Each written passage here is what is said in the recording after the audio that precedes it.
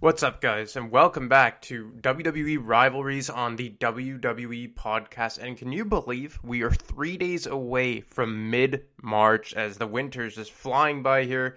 And I don't know where you guys are listening from right now, but living up here in Canada, I know I say it all the time, we get some brutal winters. And, with the lockdowns, depending on where you live, it's been a tough winter inside for the most part. So I'm really happy to be getting outside, doing our thing, being active, healthy body, healthy mind, that whole thing. And I'm really excited to dive into this rivalry today. And not because it's one of my favorite rivalries, but I think this may be one of the most polarizing rivalries in the history of WWE, and that is Goldberg versus Brock Lesnar, that spanned from late 2003 all the way to early 2017, that culminated with their WrestleMania Part 2 match at WrestleMania 33 in Orlando, Florida for the Universal Championship.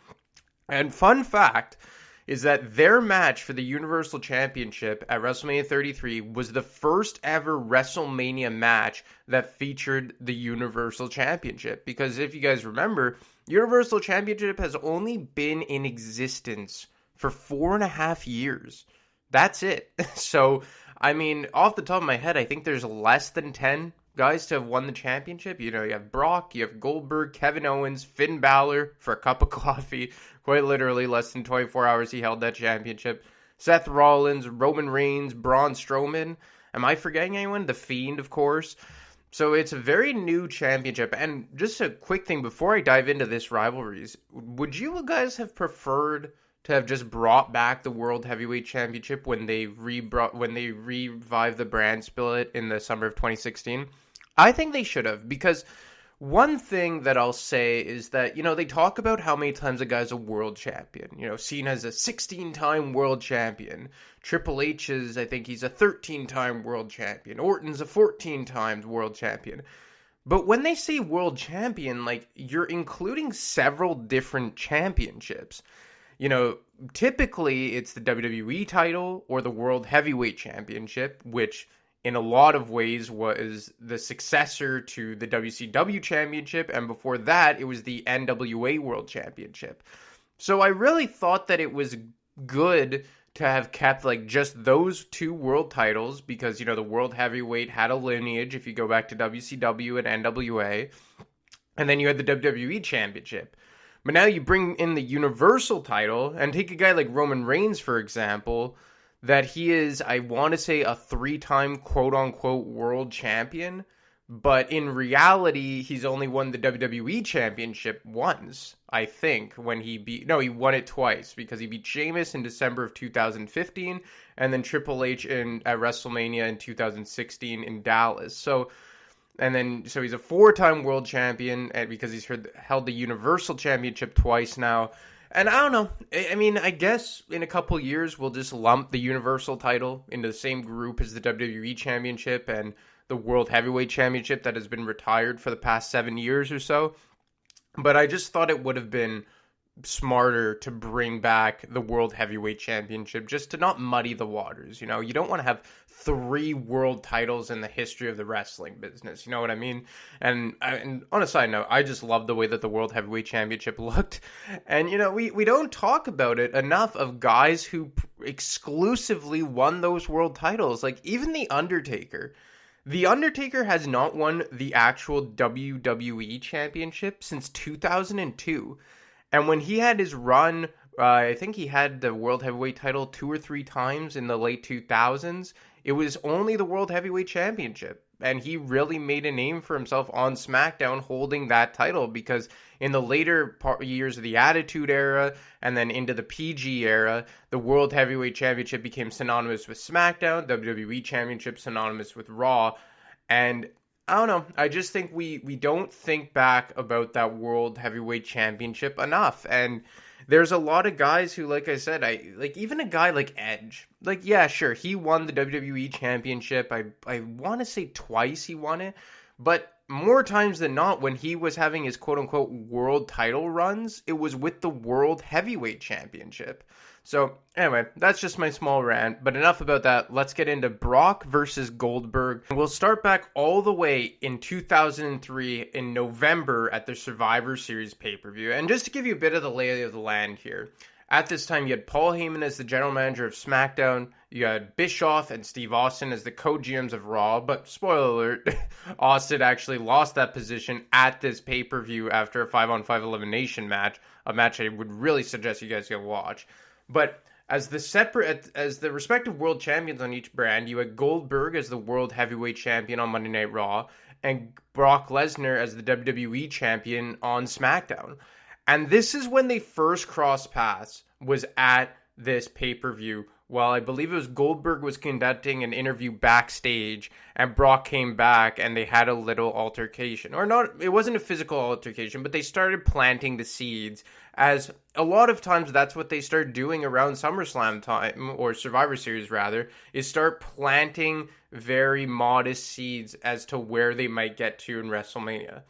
So at this pay-per-view, Brock was in a 5-on-5 match, Team Lesnar versus Team Angle, a match that his team lost, and Goldberg successfully defended the World Heavyweight Championship against Triple H, who he was really tied with a feud in during this point. At the succeeding pay-per-view, Armageddon, in a triple threat match, Goldberg loses the championship to Triple H. And that is the last time we would see Goldberg hold this World Heavyweight Championship, and it really closed the book on the program between himself and Triple H. And Kane was also involved in that match. And side note, Kane was only 5 months into his unmasking, so this was a really good run for Kane in 2003. And the first ever Rivalries episode I covered was Kane's inaugural rivalry as the unmasked version of himself against Shane McMahon during this period. So around comes the 2004 Royal Rumble. And at this pay-per-view, yet again, before the Royal Rumble match, we have a run-in between Goldberg and Brock Lesnar while Goldberg's getting an interview. And he was the 30th entrant into this Royal Rumble match. And right before this interview, Brock had just successfully defended the WWE Championship against Hardcore Holly. One of the most underwhelming WWE Championship matches, eh? Kind of weird that Hardcore Holly even got a title opportunity, but this was playing off of some previous history between the two when Brock broke Hardcore Holly's neck with a botched powerbomb. And to be honest, I don't know if that was kayfabe or not. I still to this day have no idea, but nevertheless, very underwhelming WWE Championship match at a major pay-per-view, especially given what the counterpart match was over on Raw for the World Heavyweight title, an epic last man standing match between Triple H and Shawn Michaels that just completely stole the show. And Royal Rumble 2004 was just a great card as a whole, and I would really suggest you guys go watch that. So Brock Lesnar comes up to Goldberg, says, "Why are you interviewing this guy? Why aren't you interviewing me, who just successfully defended his WWE Championship?" And they go their separate ways. But when Goldberg comes to the ring as the number 30 entrant, he starts clearing house. He just starts destroying everything in his path, just until the Beast Incarnate makes a surprising appearance in the Royal Rumble match. He's done enough to kill all. Good God, the strength. Oh, God, remember the neighborhood. Goldberg eliminating Nunzio. Look at these spears. Look at this impact. Goldberg came in and that spear was sick. Over defensive tackle of University of Georgia. There's no way. What the hell's Goldberg? They can put him in this. Wait a minute. Brock Lesnar. Brock Lesnar. F5. F5's coming. Yeah. Brock Lesnar. Yeah. What the hell is this about? I'm feeling that, baby! Lesnar's not in the Royal Rumble match! Goldberg deserve it! Big ups to Lesnar! Plant his ass with an F5! Brock Lesnar! Goldberg, you never saw it coming! That's the idea! Brock Lesnar will get you from behind! You least expected Lesnar attack! Goldberg and the Lesnar had words earlier! You Mexican son of a bitch! And I think you saw that! Goldberg just called Lesnar a son of a bitch! Well, Lesnar is a tough son of a bitch! And that's all! Kurt Angle, yeah! Kurt Angle has eliminated Goldberg! And look at... So, right when Goldberg was about to attempt to jackhammer the Big Show, Lesnar runs in, hits him with the F5, and then while Goldberg is screaming profanities at Brock Lesnar, Kurt Angle eliminates Goldberg from behind and ends his hopes and dreams of winning the World Heavyweight Championship and going on to main event WrestleMania 20. And this is where things really kicked off on the road to WrestleMania, building these two programs, or building the program between these two, rather. And during this point in WWE, it seemed like every single, or at least for a couple WrestleMania straight, starting with this one, they had two interpromotional matches that featured a Raw guy versus a SmackDown guy at WrestleMania.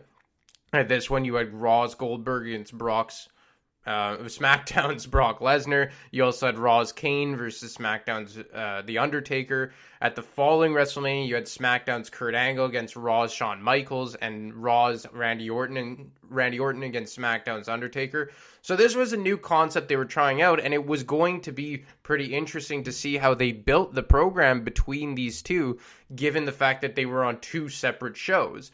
So one thing leads to another. They're trying to build this program on the way to No Way Out, which is the final stop before WrestleMania. At least back then it was. Now they have two pay-per-views, which is just completely stupid. But No Way Out, which is a brand exclusive pay-per-view to SmackDown. And the main event of this card was Eddie Guerrero versus Brock Lesnar for the WWE Championship. And Stone Cold Steve Austin, who had reemerged as the sheriff of Monday Night Raw, gave Goldberg a front row ticket to this match to see what would happen front row center. But before the championship match was underway, Paul Heyman pretty much antagonized Goldberg to get in the ring and told him that if he got involved in the pay-per-view on a brand that he wasn't involved in, he would have him arrested. And this led to a brawl before Brock's match against Eddie between Brock and Goldberg that culminated with Goldberg hitting the jackknife on Brock Lesnar. And then what happened? Paul Heyman freaks out like an animal. He brings out security, and Brock Lesnar gets escorted out of the building, Goldberg rather, gets escorted out of the building under arrest in handcuffs. So when this match finally gets underway, Goldberg is no longer sitting front row. He's out of the picture. Or so we thought. He's not going to have a clue whatever Brock has in mind. I don't know. What is Lesnar doing? I don't know what Lesnar... Wait a minute! What the hell? Spear! That's Goldberg! Oh my God! Where the hell did he come from? What the hell is he doing here? Goldberg just speared Brock Lesnar! You gotta be kidding me! What the...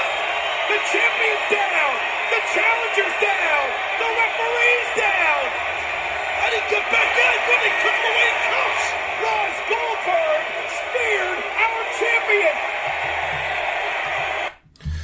So with the referee down, Brock looks to capitalize and use the belt to knock out Eddie Guerrero. And Goldberg comes out of nowhere and hits him with a hellacious spear and really kind of evens the odds here. And we all know how this story went, as Eddie Guerrero hits the frog splash and capitalizes his first and only WWE Championship. And then this, after Brock drops the belt here, it's really all systems go for Brock Lesnar versus Goldberg against at WrestleMania 20.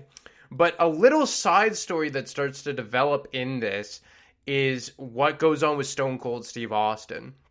Because Stone Cold Steve Austin was the one who gave Goldberg, sorry, I mix up their names all the time, who gave Goldberg the front row ticket to No Way Out. So, in essence, Brock Lesnar is blaming Stone Cold Steve Austin for losing his championship match.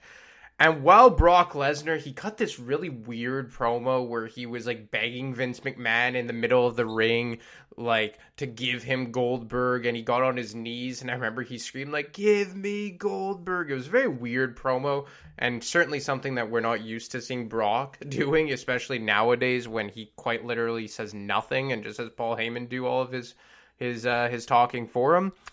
And then on the following Monday Night Raw, Vince comes out and says that he does not want this match because it would be too out of control. These guys are too like big loose cannons. There wouldn't be someone who would be able to keep this match under control. Insert Stone Cold Steve Austin, who comes out and advocates for this match to happen, to which Vince McMahon says the match will take place, but with Stone Cold Steve Austin as the special guest referee. And to give Stone Cold Steve Austin practice being an official, why would Stone Cold Steve Austin need practice? He is going to he officiated a match that night between Eric Bischoff and Vince McMahon. But while this match was taking place, we got an unexpected visitor from SmackDown. That's a good idea. Do that. Not a good idea, Mr. McMahon. I disagree with you, sir. Wait a minute! Hard hand by Stone Cold. The sheriff! The sheriff will No, he's not the sheriff. He's the referee in this match. He can't do that. Oh, shot by Bischoff. Bischoff is a very accomplished martial artist. I can't believe that snake Stone Cold Steve Austin. Come on.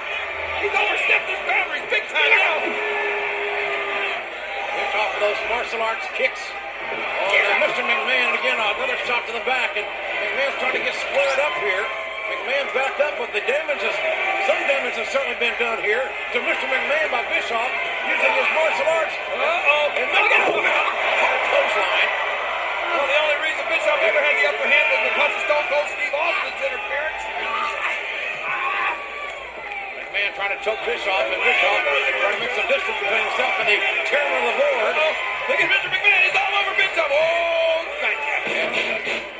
McMahon now choking Bischoff on the outside here. This is hopefully it's a bowling shoe, let me tell you. What the hell? What? Oh my God, there goes it's Brock Lesnar. Austin, behind you. Called up.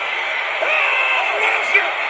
Brock Lesnar from SmackDown. Does he fight the hell out of Stone Cold? Lesnar's got no business being here. This is not SmackDown. This is Raw. What the? I cannot believe this. Brock Lesnar F5 Stone Cold Steve Austin. What does this mean? What the hell is going on? What is Lesnar doing here? So when this match is taking place and and the action goes to the outside between Vince and Eric Bischoff, which on a side note, probably the worst technical match in the history of Monday Night Raw. Eric Bischoff versus Vince McMahon. What a tire fire. But I mean, I guess it's kind of cool, Nitro versus Raw, that whole angle. But I mean, whatever. This was clearly a means to an end, because while Austin has his back turned and his focus is towards the action on the outside, Brock shows up and hits him with an F5 and then steals his ATV.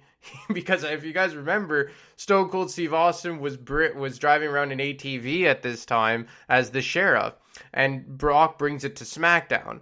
So in addition to Brock versus Goldberg, now you have this wrinkle of Brock versus Stone Cold Steve Austin, and it's pretty cool, right? Because these two were supposed to have a King of the Ring qualifier match in 2002, almost 2 years prior to this, which led to Stone Cold Steve Austin walking out on WWE in real life. So obviously they didn't really play on that because that's real life as opposed to kayfabe. But for everyone who actually knew what actually went on behind the scenes, it was kind of cool in that regard, especially when you look back on it. This led to a pretty cool segment on SmackDown where Brock Lesnar basically called out Stone Cold Steve Austin, and it led to Stone Cold Steve Austin going to SmackDown to retrieve his ATV. And I remember Brock was standing in the ring with Paul Heyman, and Paul Heyman set up this barricade of wrestlers, this entire army blocking the entrance to SmackDown onto the ramp to the ring where Brock Lesnar was. And I remember Stone Cold Steve Austin was just walking past all of them, and all of the guys were moving, and they finally got to the Big Show. And then finally, the Big Show just, had to stare down with Austin, and then he just moved and basically fed Brock Lesnar to the wolves. And then this led to a pretty cool brawl between Brock Lesnar and Stone Cold Steve Austin, which we had never yet seen before. And Austin. Wow. This has got the ingredients for an explosion. Austin and Lesnar. Oh, here we go! Austin will be the referee Sunday, but he's taken to Lesnar. The right hand, and here comes Lesnar. Lesnar goes. Cole puts the punch. Austin Lesnar exchanging blows here on SmackDown. That's Raw's Austin. SmackDown's Lesnar. Watching trouble. First off the steel post. Oh my God! Stone Cold Steve Austin taking it to Lesnar. With serious impact into that ring post. Wait a minute. Stunner to Heyman. Paul Heyman, our general manager, got stunned by Stone Cold. Oh my God. Even, 17 years ago, Paul Heyman is still just so great. They start brawling, Austin and Brock Lesnar, that is, and Paul Heyman's just looking on in the ring, so concerned. Then the action spills back into the ring, and then Heyman's losing his mind, takes a stunner from Stone Cold Steve Austin. I'll have all the time in the world for Paul Heyman. But this was so cool because, especially in this era of the brand split where we never saw crossover, and I gotta give WWE credit that aside for some minor hiccups, since they moved to SmackDown to Fox, so just over a year, they've been pretty consistent about abiding by the brand split rules. So I'll give them credit where credit is due. And so far, so good since SmackDown moved to Fox.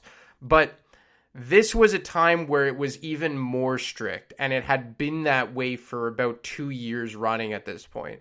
So we had not seen Stone Cold Steve Austin on SmackDown in just about 2 years. And it felt like a big deal. It really did feel like a big deal when a star from the opposite brand went over. And seeing SmackDown feature Stone Cold Steve Austin, just with the blue and the fist, which was the old set back then, it made for a really cool visual. And then the brawl between Austin and Lesnar, who had never had a confrontation before this angle, was even cooler.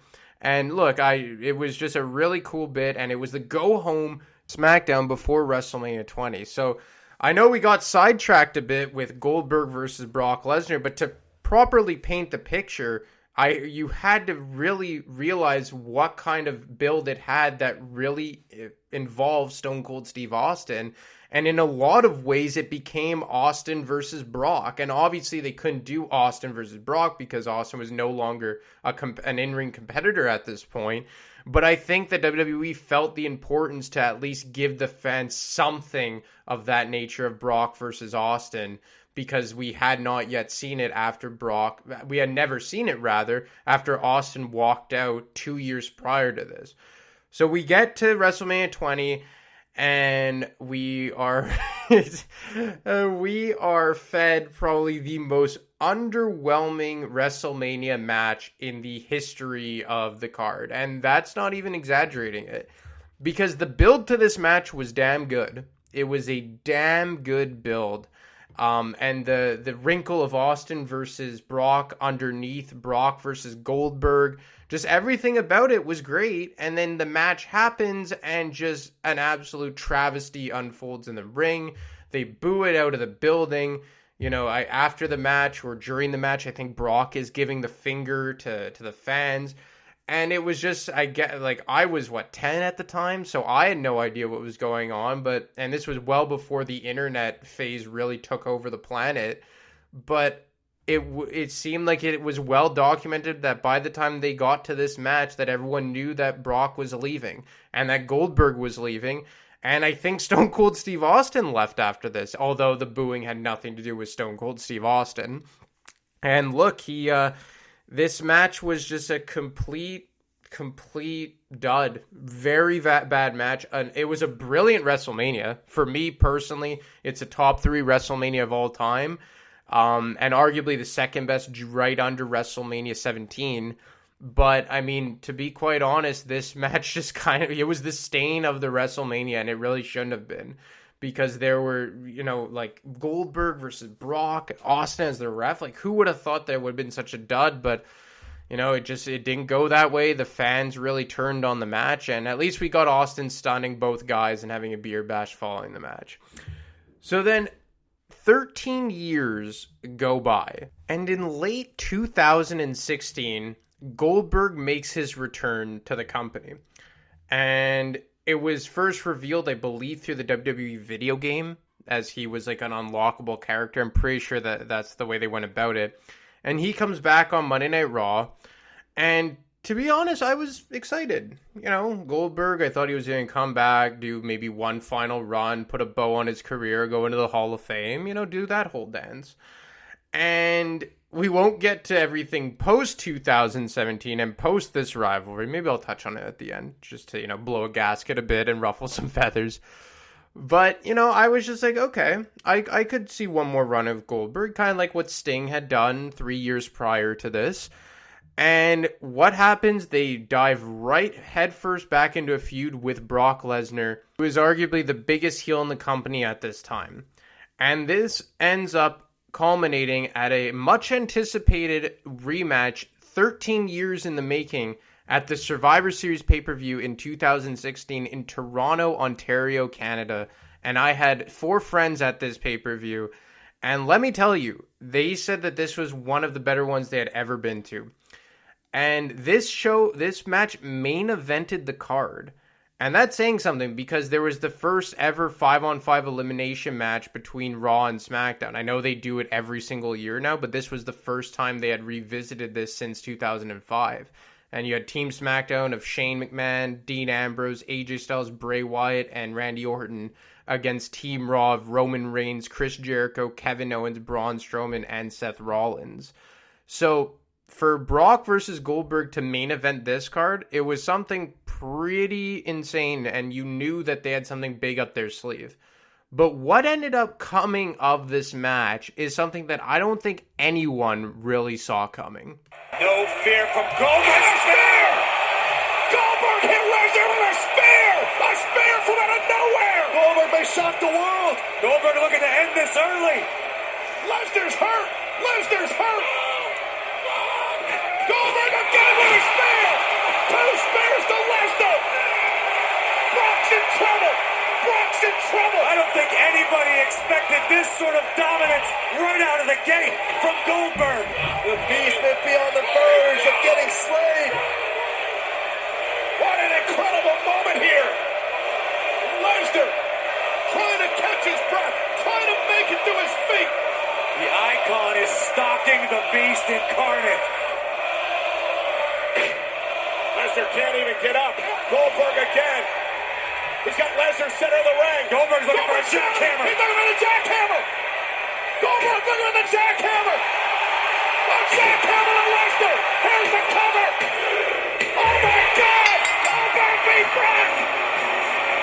Here's your winner, Goldberg. A monumental upset. After 12 years, Goldberg returns to the ring and absolutely destroys the Beast. I cannot believe.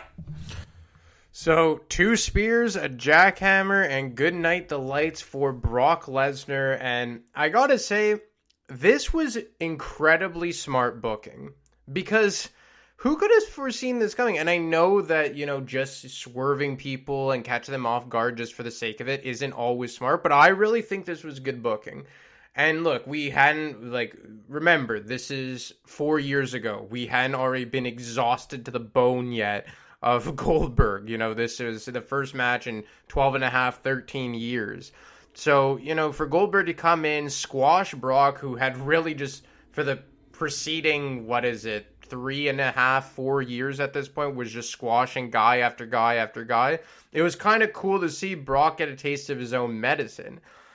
And then, this leads to them, having some on and off altercations. And then again, they come face to face at the Royal Rumble in 2017. In the Royal Rumble 2017, a bunch of legacy stars in this match, including these two and The Undertaker. And Brock's in the ring, and when Goldberg comes into the ring, makes his entrance, he eliminates Brock right away again. So you have him squash Brock at Survivor Series in, I think it was less than 3 minutes, I think 2 minutes and change.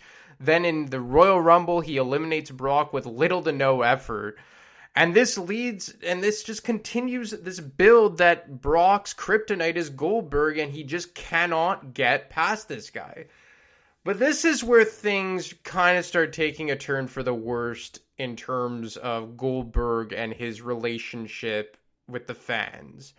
Because following the Royal Rumble, we get the Fastlane pay-per-view, and then Universal Champion Kevin Owens is challenged to a match by Goldberg. And as soon as I heard this, I started to get a bit worried. And lo and behold, Fastlane comes and goes, and with a little distraction by Chris Jericho on the ramp, Goldberg squashes Kevin Owens, ends his 6-month run as Universal Champion, arguably the best Universal Championship run to date aside from what Roman Reigns is doing right now. I loved Kevin Owens' Universal Championship run, and I know technically Finn Balor was the first ever Universal Champion, but for all intents and purposes, Kevin Owens was, and he was the guy who legitimized that belt, in my opinion. I really wish he would get another run, hopefully sooner rather than later. And to see Goldberg just completely squash him, take the championship, and then, that's it. We never see Kevin Owens get that run again. It still kind of leaves a bad taste in my mouth. But before we get into the whole post WrestleMania 2017 Goldberg, I want to just put a bow on this program with Lesnar. And this win of Goldberg was really just to kind of tee up his loss to Brock Lesnar, which is what took place at WrestleMania 17, and gave Brock Lesnar his first ever Universal Championship victory. And by this point, it had been 2 years since Brock had held the World Championship. Here we go again. He had never won the Universal Championship before, only WWE Championship. But now he wins the Universal, and now you have the whole, they're both World Championship things. But I digress. So Brock wins his first Universal Championship, his first World Championship in 2 years, and sets up, I think, an 18-month-long run of Brock Lesnar running roughshod on Monday Night Raw, holding the belt hostage. I won't get into that because I actually enjoyed Brock Lesnar's runs as world champion. And this closes the book on Brock versus Goldberg.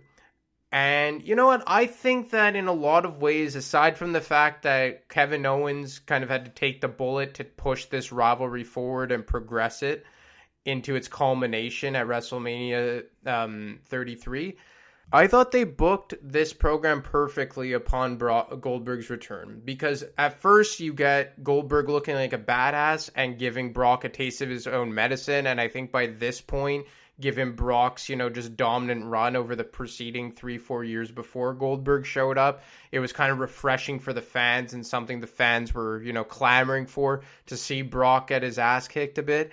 But then the payoff is Goldberg going away and Brock standing tall, as Brock still has a lot more prime years left at this juncture than Goldberg does. And obviously we know what Brock has done since then. If Goldberg just went away after this and got inducted into the Hall of Fame like he did at the following WrestleMania in 2018, I think we would have fond memories of Bill Goldberg. But everything after this program has just been a disaster. And I think, the biggest highlight of that, or low light on it, depending on which way you want to look at it, is what took place in Saudi Arabia against The Undertaker. Him dethroning The Fiend in the most underwhelming Universal Championship match ever, pretty much beating him with a suplex. Then him beating, and then, his match with Braun Strowman at last year's WrestleMania, then comes back to challenge Drew McIntyre this year. I just really wish Goldberg had just gone away after this program, because I think that they did everything right in this program besides him beating Kevin Owens, although I understand why they did it and I kind of let it slide.